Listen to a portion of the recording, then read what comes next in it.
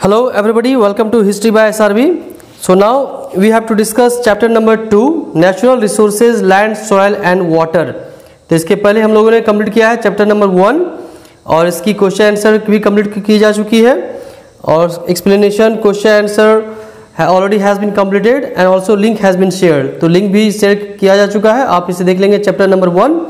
और now we have to complete chapter number 2, natural resources, land, soil and water. तो यहाँ पर जैसा मैं बताता हूँ आपको कि सबसे पहले आपको समझनी है टॉपिक का नेम, यानी कि टॉपिक में क्या आपको पढ़नी है. तो यहाँ पर आपको पढ़ना है नेचुरल रिसोर्सेज के बारे में, वैसे संसाधन जो हमें प्रकृति ने दिया है.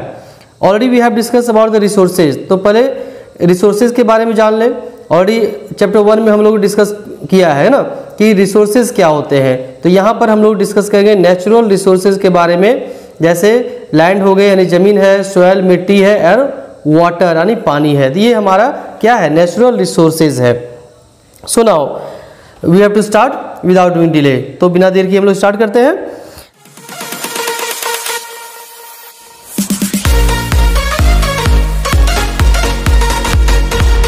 यहाँ पर देखो फर्स्ट में कहा गया है कि earth is a unique planet, यानी हमारा जो अर्थ है वो क्या है, एक यूनिक प्लैनेट है. यू कैन सी हियर अर्थ, ये अर्थ की पिक्चर है और ये अर्थ हमारा क्या है, एक यूनिक प्लैनेट है, एक अनोखा ग्रह है. कौन, अर्थ. किसका, सोलर सिस्टम का, यानी कि सोलर सिस्टम का एक अनोखा जो ग्रह है, एक यूनिक जो प्लैनेट है वह क्या है, अर्थ है. अब यहाँ देखो बताया गया है कि लाइफ जो है वो अर्थ में पॉसिबल क्यों है.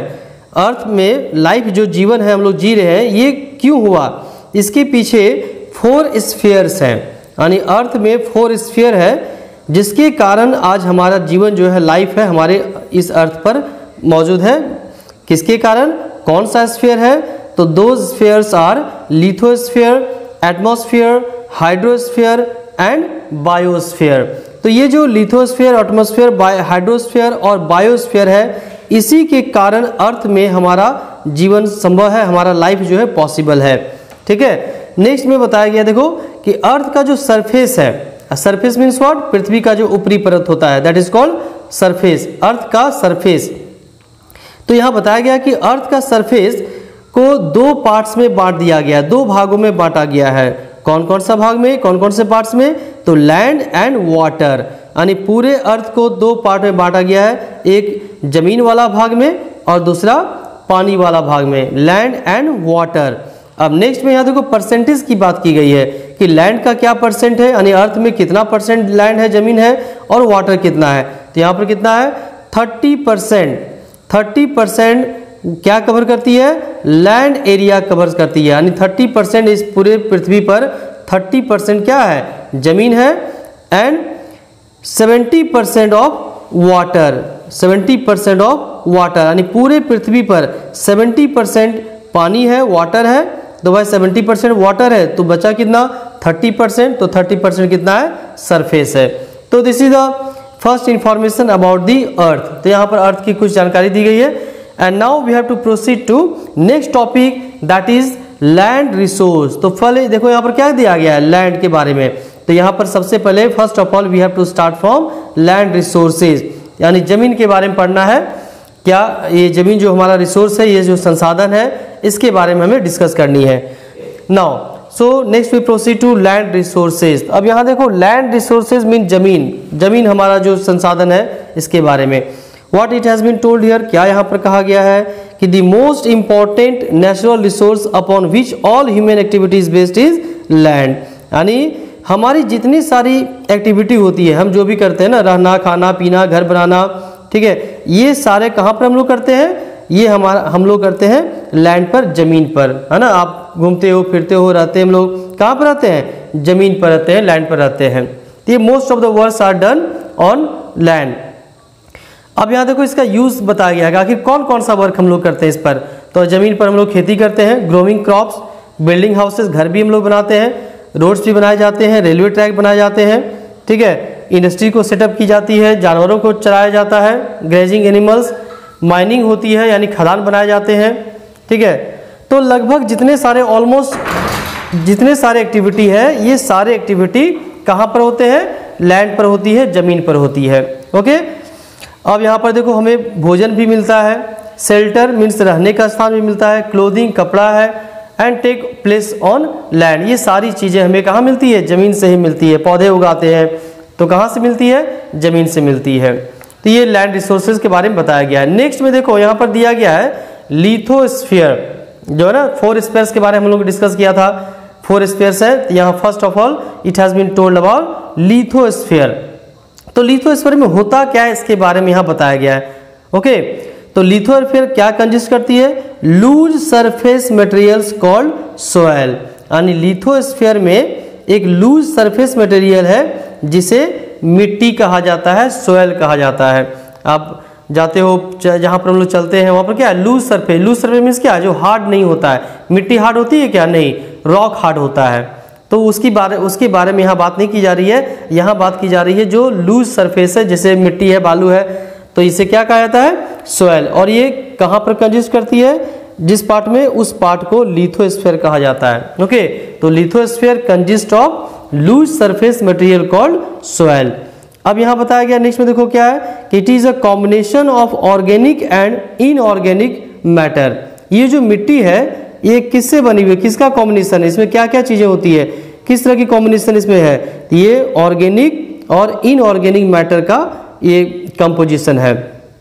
अब यहाँ देखो बताया गया है कि आखिर, अब आपके दिमाग में ये आ रहा होगा कि आखिर भाई ऑर्गेनिक होता क्या है और इनऑर्गेनिक क्या होता है। Now let's we know about this one.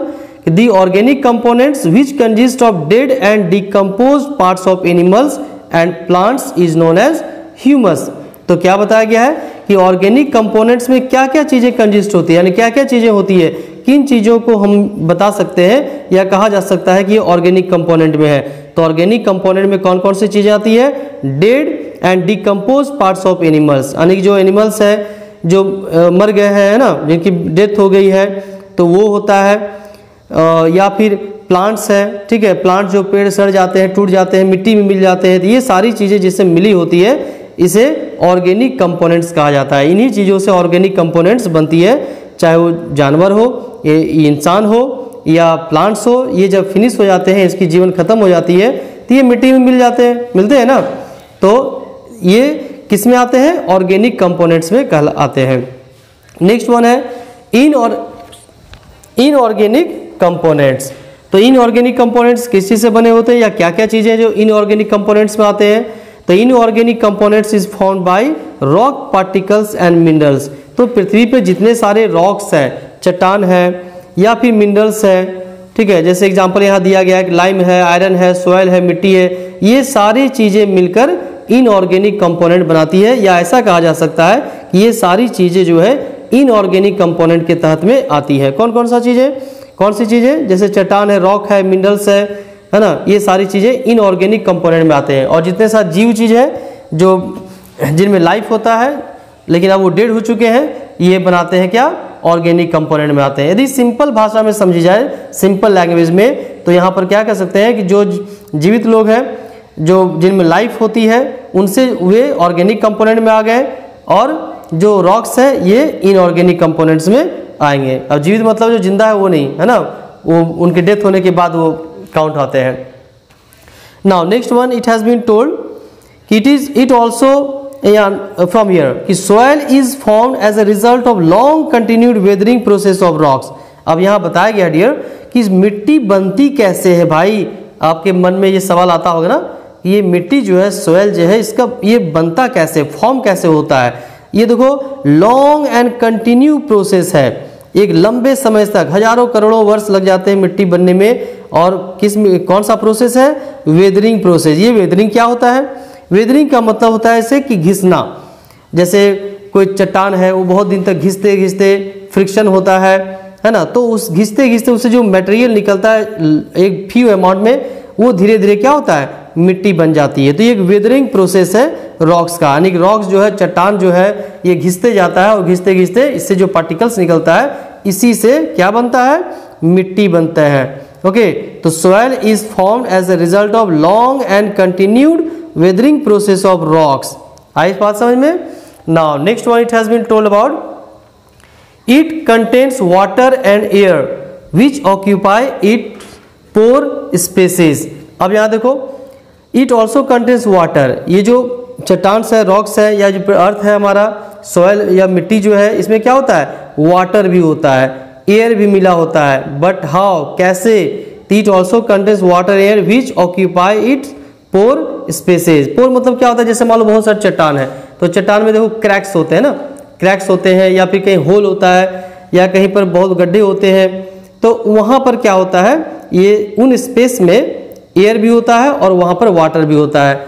Now see the next paragraph. देखो अगली पैराग्राफ में क्या कहा गया डियर, कि 90% वर्ल्ड पॉपुलेशन, यानी कि दुनिया की जितनी सारी 90% पॉपुलेशन है, जनसंख्या है, ये इनहैबिटेट करते हैं, यानी कि रहते हैं। कहाँ पर रहते हैं, प्लेन एरियाज में रहते हैं। आप लोग को कहाँ रहना पसंद होता है, पहाड़ी एरिया में या डाउन एरिया में? नहीं, जहाँ की ज़मीन प्लेन होती है, एक फ्लैट होती है, बराबर होती है, घर आप लोग वहीं पर बनाते हो ना, तो ज़्यादातर लोग कहाँ रहना पसंद करते हैं, प्लेन एरिया में। इसलिए जहाँ पर एरिया प्लेन होगा वहाँ का पॉपुलेशन देखोगे बहुत ही अधिक होगा, ठीक है। और ये प्लेन एरिया में किस तरह की मिट्टी पाई जाती है, बेसिकली जहाँ पर लोग रहना पसंद करते हैं, एलुवियल सॉइल, ठीक है, alluvial soils of the tropical and सब ट्रॉपिकल एरियाज, यानी कि ट्रॉपिकल और सब ट्रॉपिकल एरियाज का जहाँ पर एलुवियल सॉइल रहते हैं और ज़मीन वहाँ पर प्लेन होती है, तो यहाँ पर ज़्यादा से ज़्यादा पॉपुलेशन, दुनिया की ज़्यादा से ज़्यादा पॉपुलेशन यहीं पर रहती है, ठीक है। नाउ नेक्स्ट में बताया गया है कि these are the areas of intensive crop cultivation with high yields. तो ऐसे ही एरिया में, कौन से एरिया में, प्लेन एरियाज जहाँ पर एलुवियल सॉइल पाया जाता है, यहाँ पर जो खेती होती है, कल्टीवेशन होता है, किस तरह की होती है, इंटेंसिव क्रॉप होता है, इंटेंसिव एग्रीकल्चर होता है। बाद में आगे एग्रीकल्चर में आप डिटेल में पढ़ेंगे इसके बारे में। तो इंटेंसिव खेती होती है जहाँ पर बहुत ज़्यादा उपज की होता है, हाई यील्ड होती है ना। तो इंटेंसिव खेती होती है, एग्रीकल्चर होती है जहाँ पर ज़्यादा से ज़्यादा उपज की जाती है, हाई यील्ड्स वहाँ पर होती है, यानी उपज वहाँ पर ज़्यादा होती है। नेक्स्ट में बताया गया है कि all these area support dense population, और यहाँ पर पॉपुलेशन क्या होगा, बहुत ज़्यादा पॉपुलेशन होगा। In contrast sparse population is seen in areas of high altitude. अब यहाँ बताया गया है, मैंने अभी कहा था ना कि आपको कहाँ रहना पसंद नहीं होगा, जहाँ पर पहाड़ी एरिया हो, वहाँ बहुत कम पॉपुलेशन मिलती है। तो यहाँ पर हाई पॉपुलेशन कहाँ मिलती है, तो बता दिया गया। नेक्स्ट में बताया गया कि स्पार्स पॉपुलेशन, यानी कि पॉपुलेशन कहाँ पर है, जहाँ पर कम होती है। तो स्पार्स पॉपुलेशन कहाँ पर होगा, जो हाई एल्टीट्यूड होते हैं, यानी जहाँ की ज़मीन काफ़ी ऊंची होती है, पहाड़ी एरिया होता है, या फिर डेजर्ट्स होता है, यानी कि जहाँ रेगिस्तान का एरिया होता है वहाँ हो गया, या बहुत ही ज़्यादा फॉरेस्ट एरिया है, वहाँ बहुत ज़्यादा जंगल है, वहाँ पर पॉपुलेशन क्या होगा, कम होगा। और जहाँ पर काफ़ी स्लोप्स होता है और या फिर स्टीप होती है, जहाँ की ज़मीन काफ़ी ढलान होती है। स्लोप मीन्स क्या होता है, जहाँ पर काफ़ी ढलान होती है। तो आप घर बनाओगे क्या, आप ढलान में नहीं बना पाओगे, है ना। तो स्लोप एरिया में, या फिर जहाँ का टेम्परेचर काफ़ी क्या होगा, बहुत ही ज़्यादा गर्म होगी। आप ऐसा पसंद करोगे, अभी काफ़ी गर्मी है ना, तो क्या आपको ऐसा क्या आप जहाँ पर ज़्यादा गर्मी होगी वहाँ रहना पसंद करोगे, नहीं, तो वहाँ पर पॉपुलेशन कम होगा। या फिर यदि बहुत ही कड़ाके की ठंड है, अंटार्कटिका चले जाओगे, अंटार्कटिका में कितने लोग रहते हैं, बहुत कम लोग नहीं रहते हैं वहाँ पर ना। तो जहाँ पर बहुत अधिक ठंड है, जहाँ बहुत ज़्यादा गर्मी है, यहाँ लोग कम रहना पसंद करते हैं, और इसी कारण से यहाँ पर पॉपुलेशन क्या होता है, स्पार्स होता है, यानी कि कम होता है पॉपुलेशन। और जहाँ की मिट्टी क्या होती है, थीन होती है। मान लो कि कहीं मिट्टी थीन है, यानी कि थीन कहने मतलब यहाँ पर जहाँ पर बहुत ज़्यादा डीप मिट्टी नहीं होती है, और इसके कारण वो क्या होता है, इनफर्टाइल होता है, वहाँ पर ज़्यादा खेती नहीं होती है, उपज नहीं हो पाती है। तो वहाँ की ज़मीन में ज़्यादा खेती नहीं हो पाती, तो लोग वहाँ क्या करेंगे, मच्छर मारेंगे क्या, नहीं ना। तो ऐसे एरियाज़ में क्या होते हैं, जहाँ पर इन जो भी मैंने भी कारण बताया, ऐसे ऐसे पॉइंट्स में, ऐसे ऐसे एरियाज़ में पॉपुलेशन क्या होता है, कम होता है ना।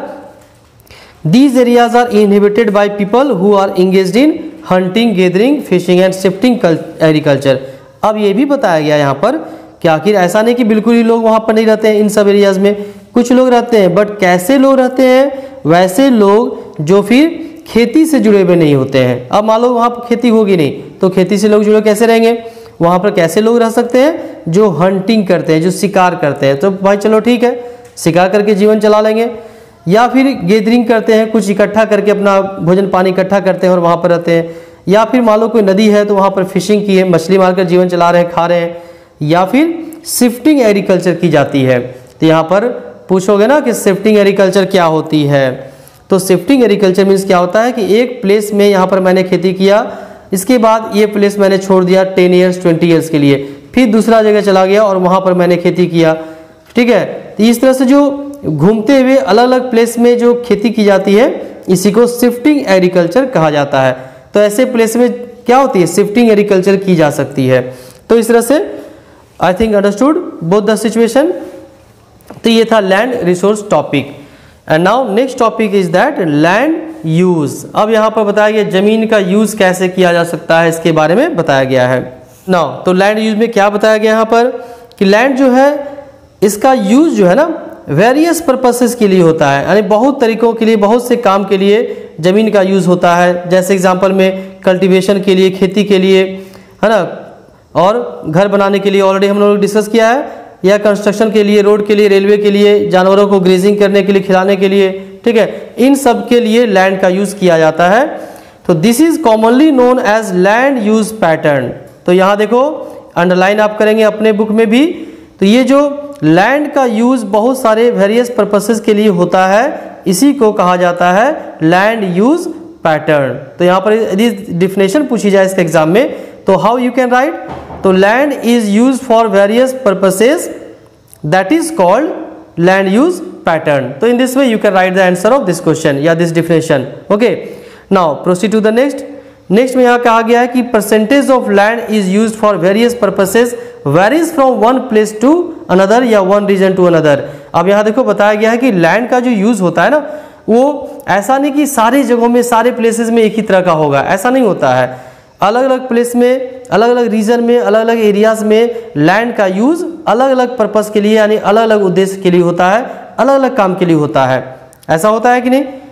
एग्जाम्पल में देखो, the utilization of land is determined by the continuous interplay of the physical factors. अब देखो जमीन का यूज जो करते हैं ना, यूटिलाइजेशन ऑफ लैंड, यानी जमीन का जो यूज हम लोग करते हैं, ये किस पर डिपेंड करता है, कौन डिपेंड करती है, कौन डिटरमाइन करती है कि हम लैंड का यूज क्या कर सकते हैं? ये डिपेंड करता है कि वहां का जमीन का फिजिकल फैक्टर, यहाँ का फिजिकल फैक्टर, यानी कि फिजिकल फैक्टर मीन्स क्या होगा, यानी वहां की जमीन की बनावट कैसी है, कैसा बनावट है, कैसा जमीन है, इस पर डिपेंड करता है कि हम किस प्रकार से लैंड का यूज कर सकते हैं। कोई पहाड़ी भाग एरिया है, कोई मान लो समतल है, प्लेन एरिया है, तो according to that one we have to use the land. जैसे कि रिलीफ फीचर्स, यानी पहाड़, वहाँ पर जमीन कैसी बनी हुई है, किस प्रकार का वहाँ जमीन है, ऊंचा है, नीचा है, वहाँ का मिट्टी कैसी है, सोयल कैसा है, वहाँ का क्लाइमेट कैसा है, वहाँ का मौसम कैसा रहता है, ठीक है, मिनरल कैसा पाया जाता है, कौन कौन सी चीज़ें वहाँ पाई जाती है, वहाँ उस पर्टिकुलर एरिया का टेक्नोलॉजिकल डेवलपमेंट कितना है, यानी कितना लोग टेक्नोलॉजी को इम्प्लीमेंट करते हैं, या फिर उस एरिया में जो लोग रहते हैं उसकी ज़रूरत क्या है। तो ये सारे फैक्टर्स है जिस पर डिपेंड करता है कि हम लैंड का यूज़ क्या कर सकते हैं। मान लो कि बहुत सारे एरिया, मान लो प्लेन एरिया है ना, तो प्लेन एरिया है और वहाँ के लोगों को भोजन चाहिए, तो बेसिकली इस एरिया का यूज़ क्या होगा, इस एरिया का यूज़ हो सकता है खेती करने में।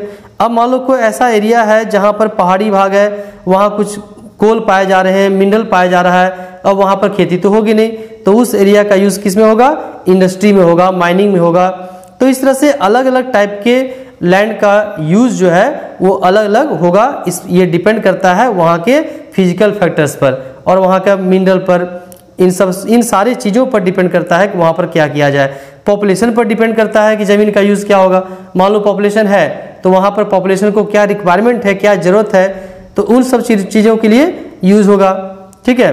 तो इन सब सारी चीज़ों पर डिपेंड करता है लैंड का यूज़।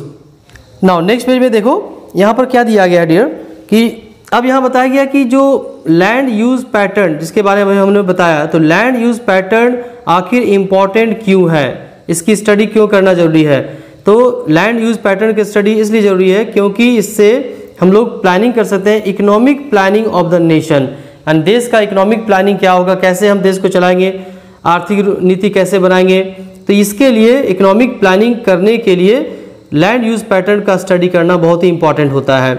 अब देखा जाए कि इसमें हेल्प क्या करती है, तो it helps in asserting shortcomings in the land utilization, अब ज़मीन का जो हम लोग यूज़ करते हैं इसमें क्या कमियां हैं, है ना, इन कमियों को कैसे हम जान सकते हैं, ऐसे एसेस कैसे कर सकते हैं, how we can assess the shortcomings of land utilization, यानी कि ज़मीन को यूज़ करने में, उसको उपयोग में लाने में जो कमियां रहती है उन कमियों को हम कैसे जान सकते हैं। इसके लिए हमें किन चीज़ों की ज़रूरत पड़ती है, लैंड यूज़ पैटर्न को स्टडी करने की ज़रूरत पड़ती है, इसीलिए इसको रीड की जाती है, इसको स्टडी की जाती है। अब यहाँ देखो, countries decide the land use according to their development goals and availability of natural resources. अब जो कोई भी कंट्री है ये कैसे डिसाइड करती है कि किसका कितना ज़मीन हमें कौन से काम के लिए यूज़ करना चाहिए, तो ये डिपेंड करती है वहाँ के डेवलपमेंट के लिए, डेवलपमेंट गोल्स के लिए कि कितना हम डेवलप करना है, कंट्री को कितना डेवलप करनी है, विकास में लाना है, और वहाँ पर कितना हमारे पास नेचुरल रिसोर्सेज है, यानी प्राकृतिक संसाधन हमारे देश में कितना है। इन सब चीज़ों पर डिपेंड करता है कि हम कैसे लैंड का यूज़ करेंगे, कैसे ज़मीन का यूज़ करेंगे, ये कंट्री डिसाइड करती है, गवर्नमेंट डिसाइड करती है। अब यहाँ देखो बताया गया है कि according to the scientific norms 33% area of the world should be under forest. बहुत इंपॉर्टेंट क्वेश्चन है, आप अंडरलाइन भी करेंगे इसको, ऑब्जेक्टिव क्वेश्चन में पूछा जाता है कि ये 33% एरिया जो है ये होना चाहिए, कितना, फॉरेस्ट एरिया होना चाहिए, यानी पूरे वर्ल्ड में जितना सारा लैंड एरिया है उसका 33% जो है ये फॉरेस्ट एरिया होना चाहिए, वहाँ पर जंगल होना चाहिए, तभी हमारा इकोलॉजिकल बैलेंस होगा। ये जो संतुलन होता है, प्राकृतिक संतुलन हमारे इकोलॉजी सिस्टम में, ये तभी बैलेंस रह पाएगा। ठीक है, अब देखो यहाँ बताया गया प्रेजेंट सिचुएशन क्या है, तो प्रेजेंट सिचुएशन क्या है वर्ल्ड की कि ओनली 31.6% जो एरिया है ये फॉरेस्ट कवर एरिया करती है, यानी फॉरेस्ट एरिया है, और हमें नीड कितनी है, 33% की नीड है। अब यहाँ देखो बताया गया है कि out of this 93% of the forest are naturally occurring. ठीक है, अब यहाँ बताया कि 93% का जो फॉरेस्ट एरिया है ये कैसे उगता है, कैसे है, नेचुरली ऑक्यूरिंग, यानी कि प्राकृतिक रूप से, पेड़ पौधे जो हम लोग जो नहीं लगाते हैं, यानी दुनिया में जंगल है ना, वर्ल्ड पूरे संसार में जंगल जो है वो कुछ ऐसे जंगल है, कुछ ऐसे फॉरेस्ट है, पेड़ पौधे हैं जिसे हम लोगों ने नहीं लगाया है, खुद से वो निकल जाता है, खुद से बने हुए हैं, दैट इज कॉल्ड नेचुरली ऑक्यूरिंग। जबकि 7% जो है इसे इंसानों ने लगाया है, यानी 7% जो पेड़ पौधे हैं, जंगल है, ये किसने लगाया है, 7% मैन मेड है, यानी इंसानों ने लगाया है। और मैं भी आपको बताता हूँ ना कि अपने बर्थडे में क्या लगाएंगे, पौधे लगाएंगे, तो पौधे लगाकर बर्थडे को सेलिब्रेट करना चाहिए। इस तरह से बहुत लोग पौधे लगाते हैं, गवर्नमेंट लगाती है, संस्थाएं लगाती है, तो ये जो परसेंट है ये कितना परसेंट है, 7% है। ओके, नाउ नेक्स्ट में क्या है कि earth forest cover is unevenly distributed with some countries having most of their land covered by forest while others have only limited forest cover। अब यहाँ बताया गया कि पूरी दुनिया में जो फॉरेस्ट का एरिया है वो फॉरेस्ट का जो एरिया है अनइवनली डिस्ट्रीब्यूटेड है, यानी कहने मतलब ये हुआ कि फॉरेस्ट का एरिया कहीं पर बहुत ज़्यादा है, कहीं पर दुनिया में कम है, यानी एक जैसा ऐसा नहीं है, होगा भी नहीं, पॉसिबल भी नहीं है। अब इसको मेजरमेंट करके तराजू में तौल करके तो पेड़ पौधे लगाए नहीं जाएंगे, तो ये एरिया जो है अनइवन होता है। कहीं देखोगे अपने स्टेट में या अपने घर के आसपास या प्लेस में, किसी डिस्ट्रिक्ट में के अंदर में ही कोई ऐसा प्लेस होगा जहाँ पर काफ़ी ज़्यादा फॉरेस्ट एरिया है या पेड़ पौधे हैं, कुछ ऐसे प्लेस भी मिलेंगे जहाँ पर कम फॉरेस्ट होते हैं। तो ये दुनिया में भी वही कंडीशन होती है। ठीक है, नाउ नेक्स्ट में बताया गया है कि it is very important for us to take initiative to conserve forest. भाई जंगल को तो बचाना ही चाहिए, जंगल है तभी है, पेड़ पौधे हैं तभी हम लोग हैं। तो यहाँ पर बताया गया कि कंजर्व करनी चाहिए किसे, फॉरेस्ट को कंजर्व करने के लिए हमें कुछ न कुछ इनिशिएटिव लेनी चाहिए, हमें कुछ न कुछ कदम उठाना चाहिए, स्टेप लेना चाहिए। और उसी इनिशिएटिव में मैं आपको बताता हूँ ना कि अपने बर्थडे में क्या करेंगे, पौधे लगाना है, पौधे लगाइए और अपने बर्थडे को सेलिब्रेट कीजिए। तो यह भी एक इनिशिएटिव हो गया, इनिशिएटिव इसे मान सकते हो, पौधे को बचाने के लिए, कंजर्व करने के लिए, फॉरेस्ट को कंजर्व करने के लिए। और साथ ही साथ पेड़ों को काटना भी नहीं चाहिए unnecessary. And by discouraging deforestation and increasing afforestation. Afforestation means क्या हुआ, पेड़ पौधों को लगाना, planting trees, that is called afforestation. तो हमें इसे बढ़ावा देना चाहिए, हमें इंकरेज करना चाहिए लोगों को कि लोग पेड़ पौधे लगाएं, जैसे मैं आपको करता हूँ वैसे आप भी करेंगे। एंड डिकरेजिंग डिफॉरेस्टेशन, और डिफॉरेस्टेशन को क्या करेंगे, डिकरेज करेंगे, यानी हतोत्साहित करेंगे, लोगों को मना करेंगे कि भाई हमें पेड़ पौधे नहीं काटने चाहिए। तो इस तरह से हमारा लाइफ जो है अर्थ पर बचा हुआ रहेगा। I think this is completed, understood. किसी भी तरह का कोई भी आपके मन में कोई क्वेश्चन होगा आप कमेंट बॉक्स में कमेंट करेंगे ताकि उसका मैं आपको आंसर दे सकूं। ओके, नाउ नेक्स्ट वन देखो, डू यू नो सेक्शन यहाँ पर दी गई है। Can you see here, do you know एक इंपॉर्टेंट इन्फॉर्मेशन है जो बहुत ही इंपॉर्टेंट होता है ये आपके एग्जाम में आने के लिए, एग्जाम में पूछा जाता है क्वेश्चन। तो यहाँ क्या बताया गया है कि सूरीनाम जो एरिया है यहाँ पर क्या है, मैक्सिमम फॉरेस्ट कवर करती है। पूरी दुनिया में सबसे ज़्यादा यदि फॉरेस्ट कवर एरिया है तो कौन सा है, सूरीनाम है। ठीक है, नाउ नेक्स्ट में the availability of land on earth is limited. अब देखो यहाँ बताया गया है कि हमारे अर्थ में जो लैंड एरिया है वो क्या है, लिमिटेड है, बहुत ज़्यादा नहीं है, बहुत कम है ना, लैंड एरिया क्या है, लिमिटेड है। और there is conflict over the access of rights of this natural resource. और इसी कारण क्या होता है, हमारे जो वर्ल्ड में, जो दुनिया में जो नेचुरल रिसोर्सेज, हमारी धरती पर जो प्राकृतिक संसाधन है, इसको लेने के लिए, एक्सेस करने के लिए क्या होते हैं, झगड़े झंझट होते रहते हैं, लड़ाई झगड़ा होता रहता है। कंट्री में भी होता है, आपके आस पड़ोस में भी होता है जमीन के लिए, और पेड़ पौधों के लिए होता है ना, कभी हुआ होगा तो मालूम होगा आपको। तो नेचुरल रिसोर्सेज के लिए क्या होता है, कन्फ्लिक्ट होते हैं, झगड़े होते हैं, वाद विवाद होते हैं, क्योंकि हमारे पास लैंड एरिया कम होता है, कम है। It has also resulted in tough competition between the agriculture and other sector over uses of land। अब चूंकि हमारे पास ज़मीन कम है, तो ज़मीन कम है तो इसके लिए क्या होगा, कन्फ्लिक्ट होगा, लड़ाई होगा, कंट्री के बीच में भी, लोगों के बीच में भी। और इस बात पर भी कंपटीशन होगा कि यहाँ पर खेती की जाए या फिर कोई दूसरा वर्क किया जाए। कभी कभी ऐसा होता है ना, मान लो कोई कंपनी है, कोई गवर्नमेंट है, चाहती है कि इस पर्टिकुलर प्लेस में मैं कोई फैक्ट्री स्टैब्लिश करूँगा, लेकिन किसान कहते हैं कि नहीं, यहाँ पर मैं क्या करूँगा, खेती करूँगा। तो इस बात पर क्या होती है, बहस होती है, लड़ाई होती है, कन्फ्लिक्ट होती है। तो इस तरह से कंपटीशन को फेस करना पड़ता है। नाउ नेक्स्ट में बताया गया है कि moreover land also suffers from various problems such as soil erosion. अब यहाँ देखो, इसके अलावा लैंड में और भी प्रॉब्लम होती है, ज़मीन की जो है और भी समस्याएं हैं। कौन से प्रॉब्लम्स है, सॉइल इरोजन की, यानी कि मृदा अपरदन कहा जाता है, यानी मिट्टी का कटाव, यानी कि मिट्टी का बह जाना, यानी वन डिस्प्लेसमेंट ऑफ सॉइल, यानी मिट्टी एक जगह से चली जाती है दूसरे जगह, चाहे वो नदी में बह के जाए या हवा से उड़ के चले जाए या कोई माइनिंग के कारण हो, कोई भी कारण हो सकता है, रीजन में भी डिफरेंट। तो यहाँ सॉइल इरोजन एक बड़ा कारण है, ये बहुत बड़ी कमी है या बहुत बड़ा बैड इफेक्ट है लैंड के लिए, ज़मीन के लिए। तो soil erosion and degradation and deforestation. और मिट्टी के लिए कौन सा दुश्मन है, डिफॉरेस्टेशन। यदि पेड़ों को काटते हैं, जंगल काटते हैं, इससे भी मिट्टी के लिए खतरा जो है वो आ जाता है, पैदा होता है, डेंजर होता है, डेंजरस प्रूफ होता है। किसके लिए, ज़मीन के लिए, लैंड के लिए। एंड डिग्रेडेशन, यानी कि इससे क्या होता है, मिट्टी का डिग्रेडेशन होता है, उसकी क्वालिटी जो है कम हो जाती है। ठीक है, तो सॉइल इरोजन, डिग्रेडेशन और डिफॉरेस्टेशन, ये 3 प्रॉब्लम्स हैं किसके लिए, सॉइल के लिए, यानी कि लैंड के लिए। Now next one, it has been told here, आगे देखो क्या यहाँ पर बताया गया है कि it is crucial to reduce land degradation.